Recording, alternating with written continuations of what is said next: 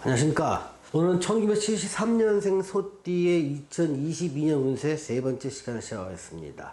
지금 일간별 운세에 대해서 말씀드리고 있는데요. 오늘은 병일간, 정일간, 무일간, 기일간에 대해서 설명을 하도록 하겠습니다. 자, 병일간과 정일간을 먼저 보면은 재물운을 보면 현금 유동성이 나빠질 가능성이 높아지는 시기입니다.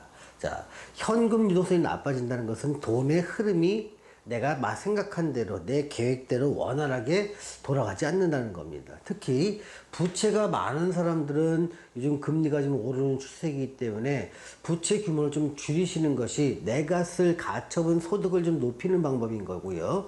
또 어떤 부채를 더 끌어서 다른 투자를 하시는 분들이라면 그 계획을 다시 한번 생각해 보시는 게 좋을 듯해 보입니다. 그래서 현금 유동성이 내가 생각한 대로 과거에는 가능했지만 이 2022년에는 내 생각대로 돈을 빌리거나 내가 돈 나올 곳이 있으면 그것이 원활하게 나오지 않을 가능성이 높아짐으로 인해서 자금이 꼬일 가능성이 높은 시기가 되기 때문에 주의할 필요가 있습니다. 또 투자 규모는 좀 단기간에 투자해서, 즉 단기라면 2, 3년 안에 투자해서 회수하려는 이런 투자는 지금은 시기가 아닙니다.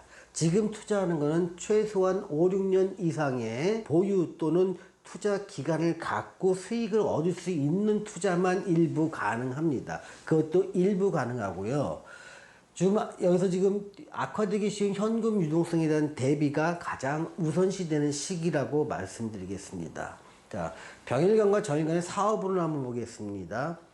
지금 여기 부분, 이 윗부분은 조금 어려운 부분, 좀 이 밑에 부분은 가능한 부분을 좀 놔뒀는데요. 요식업, 음식을 주로 만들어 파시는 분들이죠. 요식업이나 유통업, 어떠해서 물건을 띄어다가 파는 분들입니다. 또 학원업을 하시는 분, 내가 제조시설 갖고 생산업을 하시는 분들, 또 컨설팅업을 하시는 분들, 이분들은 조금 어려울 것이 예상됩니다. 그래서 새로운 방식에서 내 사업의 활로를 찾으라고 말씀드리고 싶습니다. 새로운 방식을 도입하지 않고 기존의 방식으로 했을 때는 상당히 어려운 상황에 처할 수가 있습니다. 또 시설 임대업이나 자격 사업 또는 임대업을 하시는 분들이라면 새로 시작을 해도 좋고 기존에 유지하셨던 분들이라면 그 시설을 유지해도 좋은데 새로운 방식을 도입하는 것은 좋은 것에 좀 더 플러스 알파적인 개념으로 이해를 하시면 됩니다. 그래서 이렇게 내 사업을 하시는 분들은요, 기본적으로 뭔가 새로운 돌파구를 찾는 게 2022년의 핵심 포인트가 된다는 것 말씀드리겠습니다. 인간관계를 보겠습니다. 자, 인간관계는 대체로 조금 악화될 가능성이 있습니다. 그 이유는 내 자신이 지금 73년생 소띠의 병일간과 정일간입니다. 평소에는 굉장히 적극적인 성향이었는데 이때부터는 약간 수동적인 자세로 내가 심리가 좀 바뀌게 됩니다. 적극적으로 했다가 별로 좋은 게 없으니까 아유 이제는 내가 적극적으로 나설 필요가 뭐가 있냐 하면서 행동 자체나 생각이 좀 소극적으로 됩니다. 또 어떻게 보면 건강이 조금 안 좋아지는 것도 내가 적극적으로 활동하고 대인관계를 맺고 미리 먼저 연락하고 안부를 묻는 것, 이런 것들을 조금 못하게 만드는 요소가 될 수도 있습니다. 또는 활동 분야가 변화되다 보니까 이제는 새로운 환경에서 좀 눈치를 보고 내가 나설 곳과 나서지 않을 곳에 대해서 구분하는 시간이 필요하다 보니까 인간관계는 적극적으로 내가 맺었던 분들이라도 이때는 상당히 소극적으로 관계를 맺게 되게 됩니다. 또한 건강 쪽에서는요, 건강 이상이 좀 발생할 가능성이 있습니다. 또 건강하다고 하더라도, 내 몸은 건강하다도 나는 왜 이렇게 마음이 답답한지에 대해서 호소할 수가 있습니다. 그래서 이 두 개 모두 건강에는 별로 좋지 않은 신호가 되다 보니까 평소 건강 관리에 좀 유의해야 하는 한 해가 될 것이습니다. 또 병일간과 정일간님한테 제가 드리고 싶은 조언은 자금 흐름이 악화될 수 있거나 또는 건강 이상이 생길 수 있을 가능성이 매우 높으니 주의하고 대비할 필요가 있다는 말을 드리고 싶습니다. 자, 이번에는 무일간과 기일간에 대해서 한번 알아보겠습니다. 자, 무일간과 기일간은요, 2022년 상반기와 하반기의 자금 흐름에는 좀 변화가 있을 것 같습니다.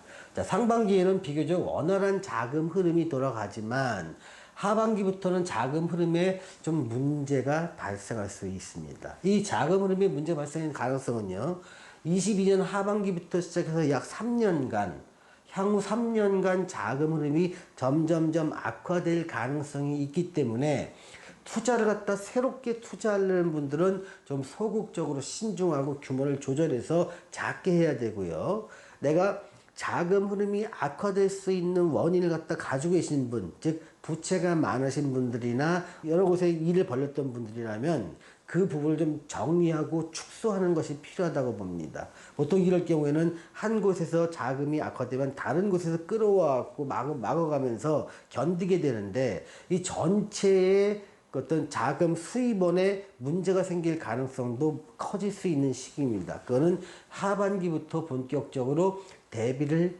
해야 될 문제라고 봅니다. 자, 사업으로 한번 보겠습니다.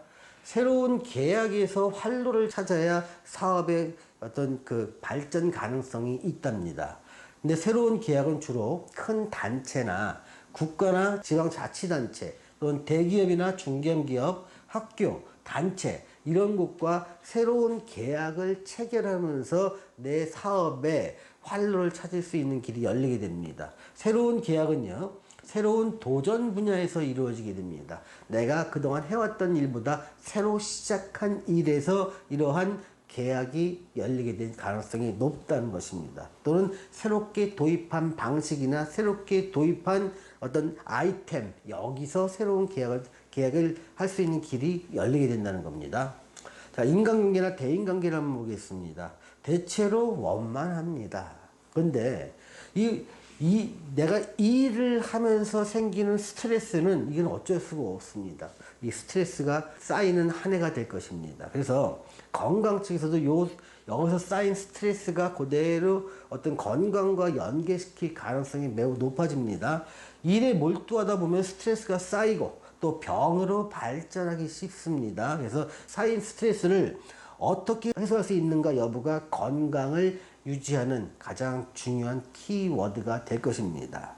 마지막으로 무일간과 기일간한테 제가 드리고 싶은 조언은 세무조사나 소송 등에 대비할 필요가 있다는 것입니다. 이것들은 또 여러분한테 새로운 스트레스가 될 것이고, 이런 것들은 미리미리 대비를 한다면 그만큼 내가 받는 스트레스를 줄일 가능성이 있기 때문에 말씀드립니다.